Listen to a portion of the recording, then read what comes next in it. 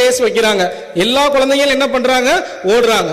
ஓகேங்களா? முதல் 3 பரிசு வாங்கினவங்களுக்கு தங்கம், வெள்ளி, வெண்கலம் கொடுப்பாங்களா? யார் இங்க நிம்மதி இல்லாம இருப்பாங்க? யார் இங்க நிம்மதி இல்லாம இருப்பாங்க? வாங்காதவங்களா? 2வது பிரைஸ் வாங்கினவரா?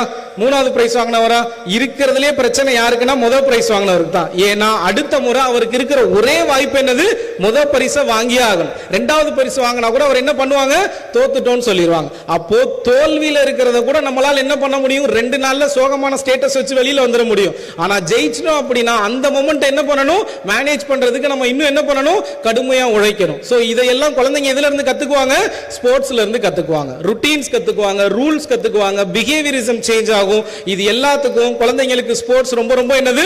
முக்கியம். பாரதியாரோட பாட்டுன்னு சொன்ன உடனே உங்க எல்லார் மனசுல என்ன இப்ப பாட்டு வரும்? ஓடி விளையாடு பாப்பா. இதை சொல்லும் போது நல்லா இருக்கும். ஆனா பையன் ஓடுனானா ஓடிக்கிட்டே இருக்கானே, ஒரு இடத்துல உட்கார்றானா அப்படின்னு என்ன பண்ணுவோம்? சொல்லுவோம். சோ எந்த பாடத்தை சொல்லி கொடுக்கிறோமோ அந்த பாடத்தை லைஃப்ல அப்ளை பண்றதுக்கு இந்த கிரவுண்ட் அவங்களுக்கு ஹெல்ப்ஃபுல்லா இருக்கும். இந்த கிரவுண்ட பழகின ஒரு குழந்தையால வாழ்க்கைன்ற கிரவுண்ட நிச்சயமா என்ன பண்ண முடியும்? தன்னால சுயமா சந்தோஷமா அதை என்ன பண்ண முடியும்? ஃபேஸ் பண்ணக்கூடிய கட்ஸும் தைரியமும் குழந்தைங்களுக்கு வரும்.